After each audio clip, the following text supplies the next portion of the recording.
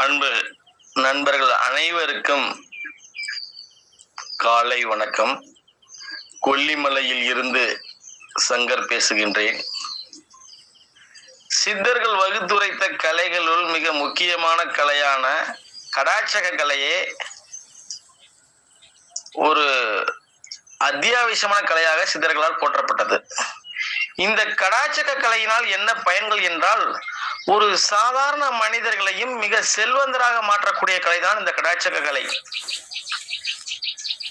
அதாவது மலைகளில் மஞ்சள் விஷ்ணு கரந்தி என்ற ஒரு அபூர்வ இனத்தை சார்ந்த மூலிகை ஒன்று உள்ளது.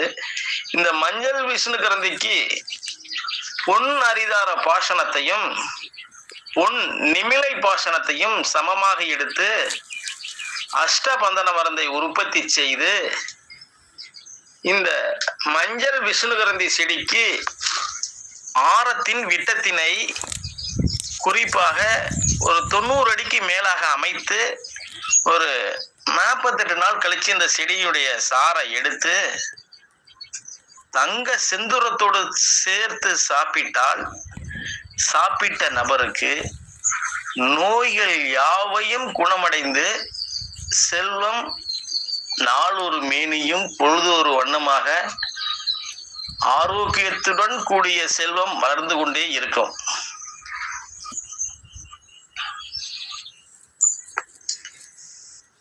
அதாவது இந்த அஷ்டபந்தன மருந்தை தான் லட்சுமி தேவிக்கு பிரதிஷ்டை செய்து வழிபட்டார்கள் நம் முன்னோர்களாகிய சித்தர்கள். அதாவது இந்த மேலே குறிப்பிட்ட அஷ்டபந்தன மருந்தை கும்பாபிஷேகம் செய்யும் போது லட்சுமி சிலைக்கு விக்கிரகத்துக்கு அடியில் இந்த அஷ்டபந்தன மருந்தை வச்சு இந்த மாதிரி செடியினுடைய ஆறாவை பிரதிஷ்டை செய்யும் போது இந்த மாதிரி பலன்களை வழிபடும் நபர்களுக்கு கிடைத்தது. மேலும் அந்த அஷ்டபந்தன மருந்தை சாப்பிட்டவர்களுக்கு நிரந்தரமாய் இந்த பலன்கள் யாவையும் கிடைத்தது. செல்வமும் ஆரோக்கியமும் சேர்ந்து கிடைக்கும் கலையே